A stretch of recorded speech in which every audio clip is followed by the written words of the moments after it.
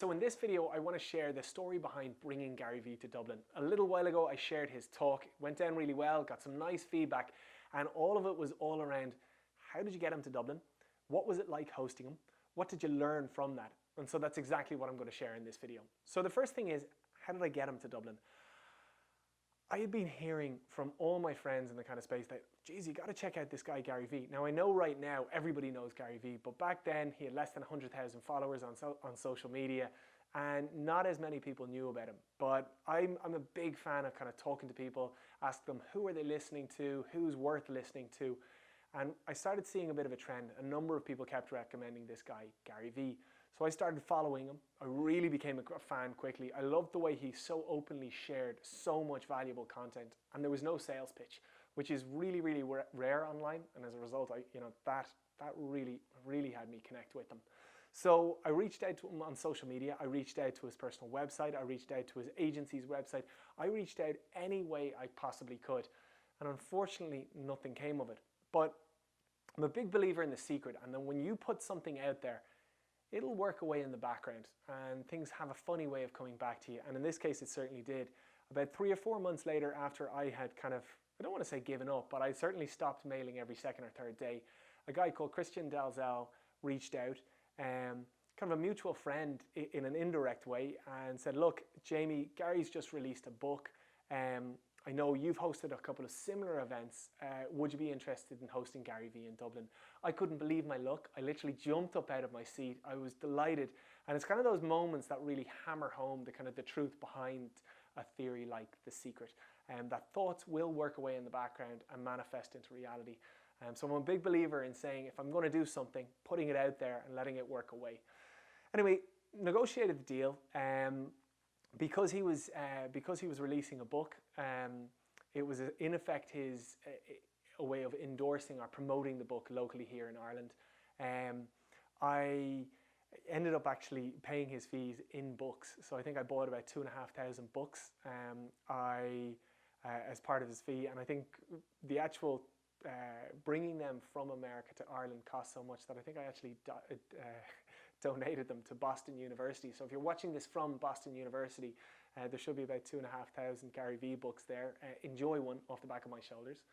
The event was brilliant. I had a social media marketing agency, so to bring the top guy in social media to Ireland to talk was a great PR play for the agency. We hosted in the Mansion House in Dublin, which is a lovely venue in the city centre. It was to 700 people. It wasn't necessarily a kind of a huge profit-making exercise. To be fair, the PR play of having him speak on behalf of our agency was amazing. And it actually really delivered a lot of interest in our business right away and brought a huge amount of business down the line. And that's something, if you watch any of my videos, you'd get the kind of idea that I'm a big believer in playing the long game, not necessarily the short. So a lot of people might write off an event because they're not going to make profit on the ticket sales, or they're not going to make profit in the event itself. And they don't think about, well, what's this going to do for your reputation? What contacts are you going to build from this? What business will come from this? And in that case, with regards to this event, it was phenomenal for me. The take-home thing that the next day I sat back and I just went, wow, was actually watching Gary. So from following him on social media, you'd see the amount of content he shares. And he always says, look, I just want to put this out there for the greater good. I care about individuals. I want to see them do well. He time and time again shares that he hates seeing people getting ripped off online, which people constantly are. And anyway, the day after the event, I was just blown away by the way in which he conducted himself. So Gary flew in. He spent the whole morning meeting people that had reached out to him, that wanted to pitch him business, that wanted to get advice. He literally, from the moment he got up, he was meeting people in kind of 10 and 20 minute kind of settings, I suppose. On his way to the venue, he actually had a meeting. So somebody walked him. He was staying in the Westbury, and it's about a 5-minute walk from the Westbury to the Mansion House, and he actually scheduled a meeting for his walk over, which is just incredible. He, when he got there, he came in about 5 minutes before his talk, which kind of had me a little bit nervous, but it was fine. His team were amazing. His team were so personal, so friendly. so in contact the whole time, which is quite rare when you're dealing with other people. And certainly my experience, I used to deal with a lot of DJs. That was really tough trying to get in touch with them, whereas these guys were always in touch, really personal, really likable, really friendly, really understanding. He did in a sense, a kind of a 90-minute speech, but it was pretty much half a talk and then half a Q&A. And again, that's up on my channel. You can search it up and you can watch it if you like. I think it's incredible. And what I especially like is watching it now, looking back, and all his future predictions were spot on. The guy is so on point. If you don't follow him, make sure you do.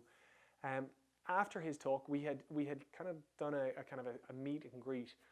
It was meant to be for 20 minutes. I think he stayed for an hour. He talked to everybody. He shook their hands. He looked them in the eyes. He gave everybody time and attention. It actually got to the point that he needed to be dragged out by the people that were with him.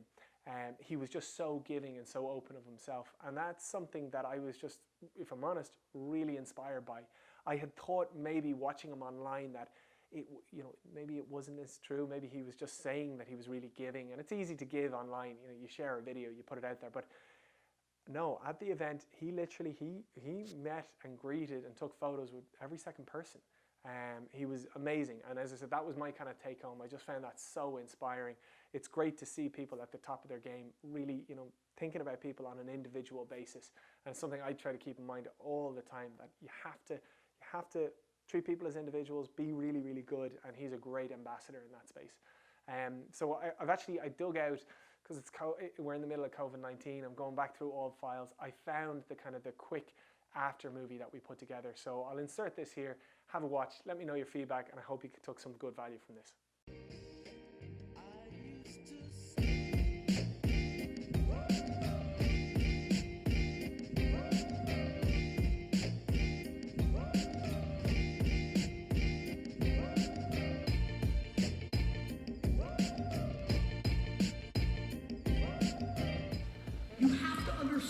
We are living through the single biggest culture shift in the way that we communicate since the telephone.